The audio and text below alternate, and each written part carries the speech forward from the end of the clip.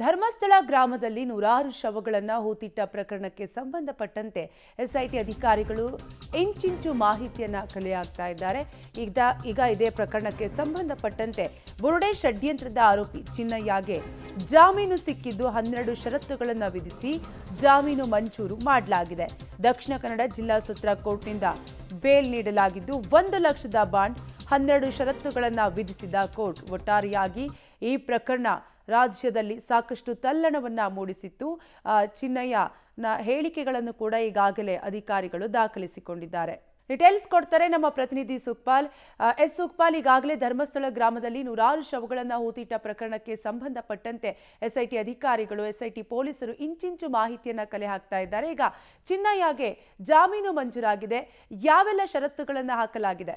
ಕಾವ್ಯ, ಪ್ರಮುಖವಾಗಿ ಇವತ್ತು ಚಿನ್ನಯ್ಯನಿಗೆ ಜಾಮೀನು ಸಿಕ್ಕಿರುವಂತದ್ದು. ಕಳೆದ ಆಗಸ್ಟ್ 23ರಂದು ಸುದೀರ್ಘ ವಿಚಾರಣೆಯ ಬಳಿಕ ಬುರುಡೆ ಕೇಸ್ನಲ್ಲಿ ಅನಾಮಿಕನ ಆಗಿರುವಂತಹ ಚಿನ್ನಯ್ಯನನ್ನ ಬಂಧಿಸಲಾಗಿತ್ತು. ಆ ಬಳಿಕ ಸೆಪ್ಟೆಂಬರ್ 6ನೇ ತಾರೀಕಿಗೆ ಆತನನ್ನ ನ್ಯಾಯಾಂಗ ಬಂಧನದ ಹಿನ್ನೆಲೆಯಲ್ಲಿ ಶಿವಮೊಗ್ಗ ಜೈಲಿಗೆ ಶಿಫ್ಟ್ ಮಾಡಲಾಗಿತ್ತು. ಅದಾದ ಬಳಿಕ ಜಾಮೀನಿಗೆ ಅರ್ಜಿ ಸಲ್ಲಿಸಿದ್ರು, ಯಾವುದೇ ರೀತಿಯಾದಂತಹ ಫಲ ಸಿಗ್ಲಿಲ್ಲ. ಈಗ ಈ ಹಂತದಲ್ಲಿ ಮಧ್ಯಂತರ ಒಂದು ವರದಿಯನ್ನ ಈಗಾಗಲೇ ಎಸ್ಐಟಿ ಪೊಲೀಸರು ಕೋರ್ಟಿಗೆ ಸಲ್ಲಿಸಿರುವಂತ ಹಿನ್ನೆಲೆಯಲ್ಲಿ ಅದಾದ ಬಳಿಕ ಆತನ ಪರವಾಗಿರುವಂತಹ ವಕೀಲರು ಜಾಮೀನು ಅರ್ಜಿಯನ್ನ ಸಲ್ಲಿಸಿದ್ರು. ಈ ಹಿನ್ನೆಲೆಯಲ್ಲಿ ಇವತ್ತು ಜಾಮೀನು ಅರ್ಜಿಯನ್ನ ಪುರಸ್ಕರಿಸಿರುವಂತಹ ಕೋರ್ಟ್ ಆತನಿಗೆ ಜಾಮೀನನ್ನ ಕೊಟ್ಟಿರುವಂತದ್ದು. ಸುಮಾರೊಂದು 12 ಷರತ್ತುಗಳನ್ನ ಕಟ್ಟುನಿಟ್ಟಾಗಿ ಪಾಲಿಸಬೇಕು ಅನ್ನುವಂತ ಹಿನ್ನೆಲೆಯಲ್ಲಿ ಈ ಒಂದು ಆದೇಶವನ್ನ ಕೊಡಲಾಗಿದೆ. ಜೊತೆಗೆ 1 ಲಕ್ಷದ ವೈಯಕ್ತಿಕ ಬಾಂಡ್ ಅನ್ನ ಇರಿಸಲಾಗಿರುವಂತದ್ದು ಈ ಒಂದು ಜಾಮೀನು ಸಿಕ್ಕಿರುವಂತ ಸಂದರ್ಭದಲ್ಲಿ. ಪ್ರಮುಖವಾಗಿ ಈ ಪ್ರಕರಣದಲ್ಲಿ ಷರತ್ತುಗಳನ್ನ ನೀಡಿರುವಂತದ್ರಲ್ಲಿ ಹಲವಾರು 12 ಷರತ್ತುಗಳು ಬಹಳಷ್ಟು ಕಠಿಣವಾಗಿರುವಂತದ್ದು. ಒಂದು,